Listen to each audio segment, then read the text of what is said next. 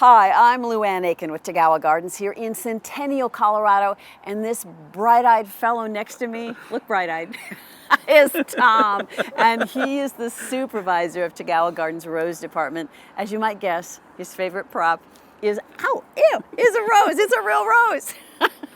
Good morning, Luan. Good morning, my friend. We are here to talk about roses today. Colorado loves roses. Roses love Colorado. And you love both, right? Yes, I do. What is it about roses that just kind of reaches out and grabs you besides the thorns? Well, they're all different, and they're not as fragile as most people think they are.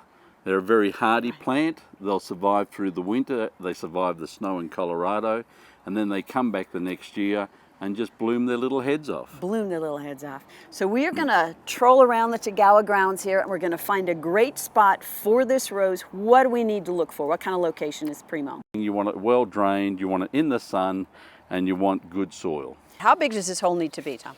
Well, we'd like to dig a hole. I like to dig the hole deeper than the actual pot size, but I also like to dig it wider so that you can fit the pot in there without too much trouble and be able to get the soil back in the hole.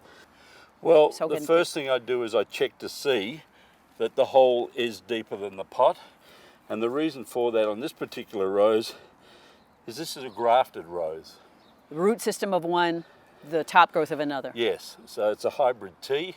When people buy a rose from Tagawa, we tell them that if it's a grafted rose, they need to bury it 3 inches below the ground. If it's an own root rose, the depth of the pot. Okay, all right. What's the point of the compost?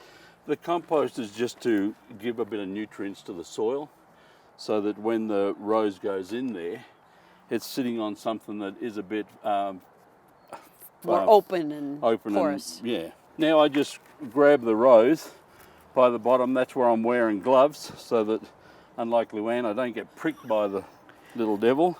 You just check to see if it is root bound. And you can even give it a bit of a tease out around its roots. We call it tickling the roots, but you don't hear it laughing too much. And then we put it back in the ground. And I always put a few handfuls of compost around it, again to help with some drainage. When I take out the soil that I've got, I put some compost in amongst that, so that I can put it back in the hole. You're not pushing too hard on that soil, you're just kind of settling it. Just sort of, you don't want to push it and get it in too tight because you want good water flow, you want the dirt to actually start to settle. This is where you get your tissues out because what we've done, we've acclimated it, we've now planted it, and I'm about to cut it back. And we cut it back by about 50%. This is one that I'd already cut back earlier and just to take off its last stem. And now what'll happen is we just give it a good water. And why did you cut it off? By cutting the rose off and at least half of its growth, it allows the roots to come back and to start establishing themselves before winter this year.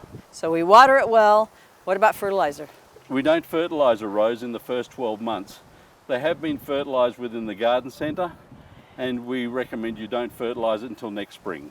Okay. And when you do fertilize, you fertilize with? Mile High Rose Food. Mile High Rose Food, of course. Do indeed come see us at Tagawa's. We are your garden store, and so much more. If you like this video, feel free to share it with a friend, and come see us at TagawaGardens.com for more videos like this. You'll also find us on Facebook and Twitter.